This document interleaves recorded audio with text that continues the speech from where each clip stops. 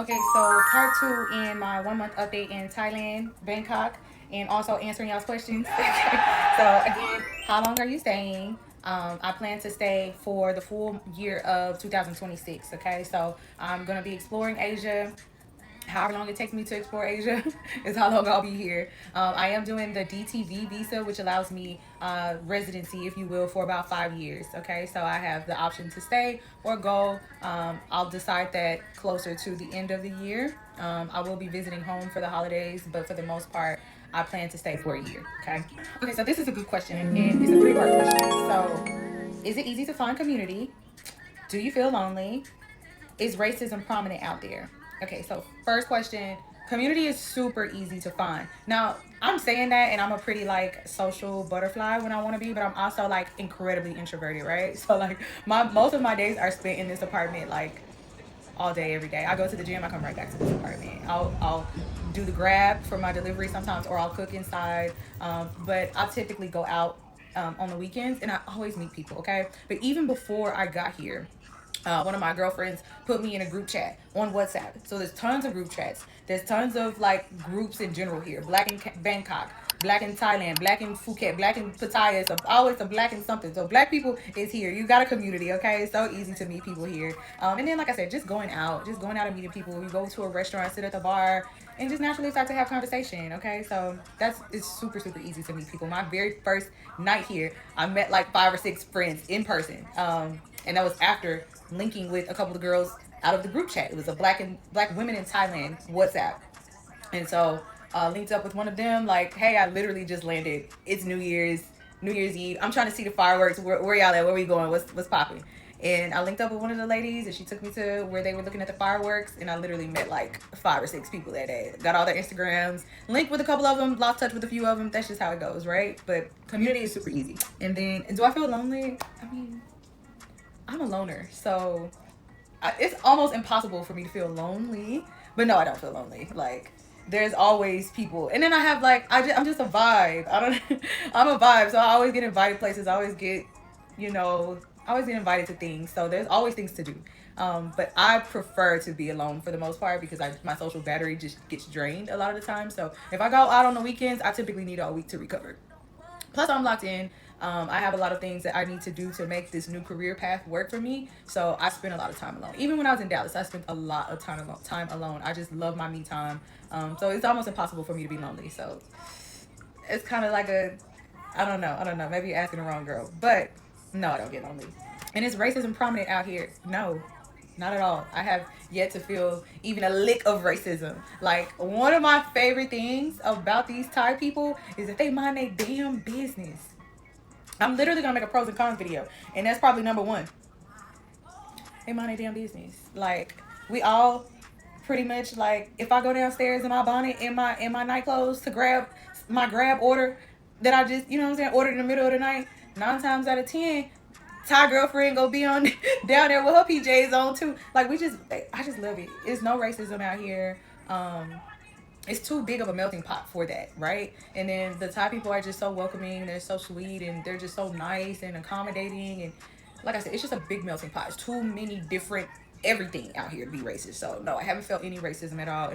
And now that I think about it, that's a really big lesson. I haven't even paid attention to that, honestly. But yeah, no racism whatsoever. Next question is, do you feel different as a person from what you were living here in the US?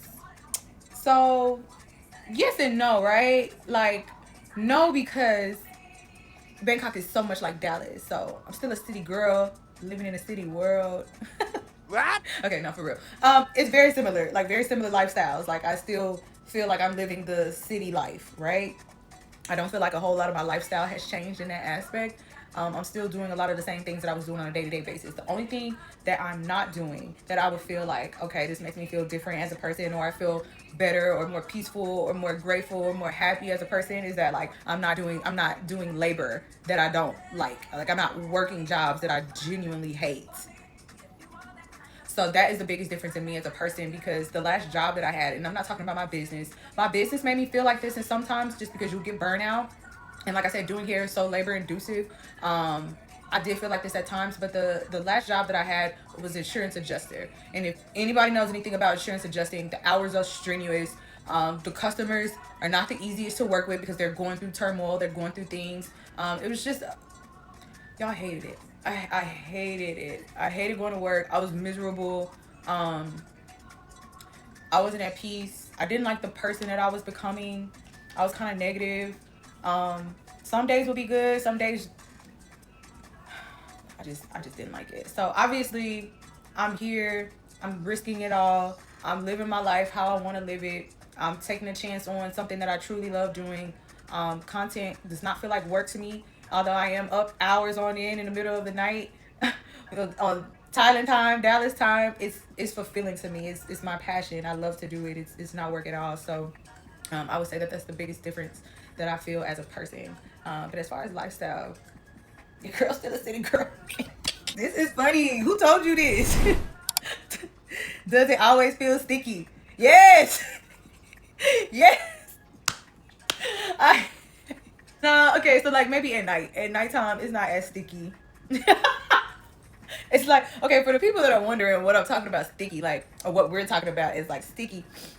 It's humid. It's humid out here, right? So like if y'all ever been to Houston and feel that smug, like as soon as you go out, like it's the heat just stick to your skin, like it's just smug, like yes, that's how it feels out here. I'm not gonna lie. That's how it feels. And like I just got here, so I haven't experienced all the seasons, but I heard it's even worse in the summertime. Like, but yeah. Yeah, if I go outside right now, I would definitely feel like I need to take a shower when I get back in. It is sticky. That's so funny. Do you think the adjustment to the food there is really hard? No. No, not at all. Like I said, as far as like fast food and restaurants, major chains and stuff like that, there's tons of that. Tons of different options.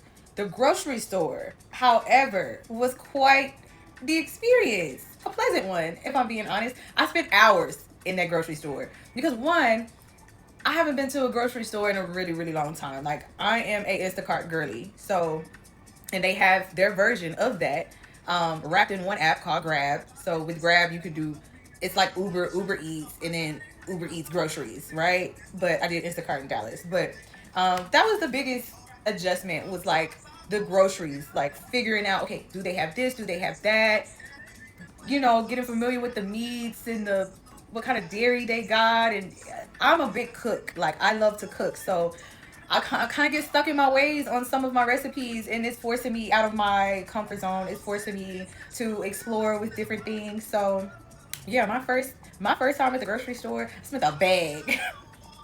I spent about $250, almost $300 at the grocery store. Like just grabbing shit. Like that refrigerator was so full. Like just grabbing stuff, just so I can explore and try new things. But no, it has not been a hard adjustment at all. Love like the food actually tastes a lot cleaner out here, a lot healthier out here. I have not found myself constipated.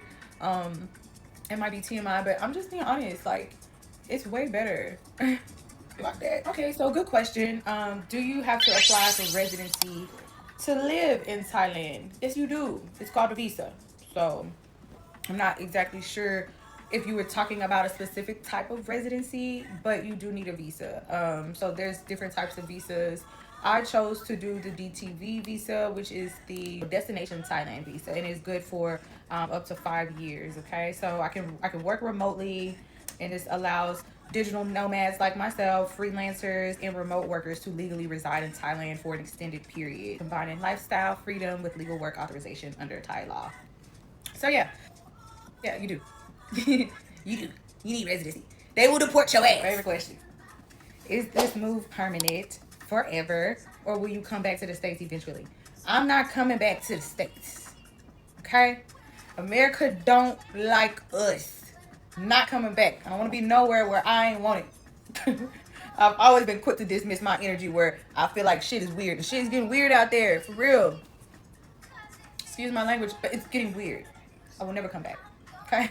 Will never come back. And I got a few suitors that want me to come back, but I ain't. I'm sorry.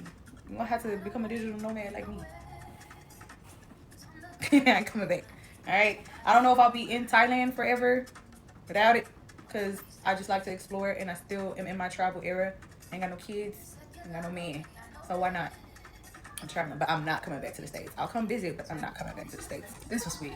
Love this for you so much. What is your inspiration to move? So, long story short, I've always wanted to live abroad since like college, right? Like, I'm 33 and I wanted to move abroad when I was like 22, like 20 to 22. I wanted to live abroad, or at least study abroad or something abroad, right? And I didn't quite have the support or the funds to do that at the time. So now that I do, or I would say as I got older, I started traveling. But traveling is cute. You do it for about a week or two, but you don't get to fully immerse yourself into the culture, right? You don't get to fully immerse yourself into the way of life. I remember on one of my first trips to the DR, I was there for a week. Damn near a weekend, I was speaking really good Spanish. And then by the time I was ready to go, I lost it all, right? Got back to the States and I'm not using it anymore. So I'm like, if I would have got to stay for like a full 30 days, 60 days, 90 days, I could have been fluent in Spanish. I could have been fluent in their culture and their way of life. And it just adds so much more to you as a person and to your character. But yeah, as far as Bangkok specifically, I have friends here that moved in 2025 and like all 2025. I'm like literally watched them living their best life. And so I was like, oh yeah, black people, major city, Asian culture, which I absolutely love. It's so welcoming. It's so sweet. It's so authentic. They fried chicken just as good as us. It was a no-brainer. It was a no-brainer. So those are my inspirations to come. Again, how long do you plan to stay all year? Do the apartments come furnished? Yes. That was tea. I was so happy to see that. And they got some cute furniture too. Now some of these spots, I was like, can I get my own couch or can I get my own stand because this ain't matching the aesthetics. But yes, it comes fully furnished. My friend's apartments that I'm in right now, everything came furnished. The table, the couch, the bed, the TV, the entertainment center, everything fully furnished. So, and then a lot of the apartments that I toured a couple days ago, like literally all of them came fully furnished. There's some things that you'll have to buy, like sheets and like comforters, dishes, necessities, all those things. But for the most part, it comes fully furnished, and the furniture is rather nice. Honestly. That is a wrap for part 2. Stay tuned for part 3. I have more Q&A to get into, so please like, comment, share, and subscribe.